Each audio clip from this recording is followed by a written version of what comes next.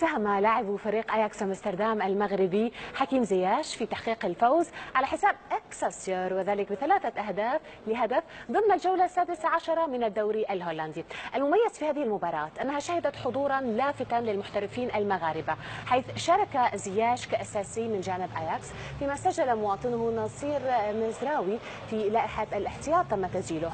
وفي الجهة المقابلة دخل هشام فايق كأساسي، شأنه في ذلك شأن أنور حدوير، هذا فيما جلس على دكة الاحتياط كل من علي مسعود وزكريا العزوزي، هذا بالإضافة إلى مروان أفاقير. وبلغ بالتالي عدد اللاعبين المغاربة الذين ظهروا في هذه المباراة حوالي 7، وهو الأمر الذي اعتبر حدثا كبيرا، وبالتالي تحدثت عنه الصحف الهولندية، مشيرة إلى أن العديد من الأندية تضم في صفوفها لاعبين من أصول مغربية ويقدمون مستويات رائعة.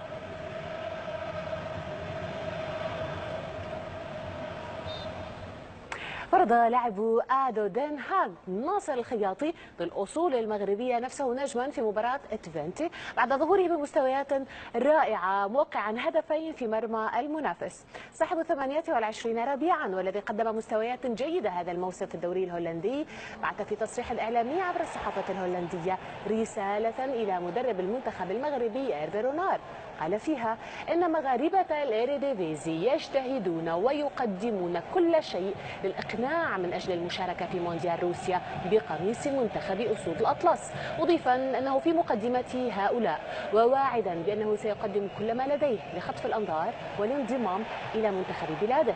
ويعتبر الخياطي ثاني أفضل هداف مغربي هذا الموسم في الأراضي المنخفضة بعد زكريا الأبيض ب6 أهداف.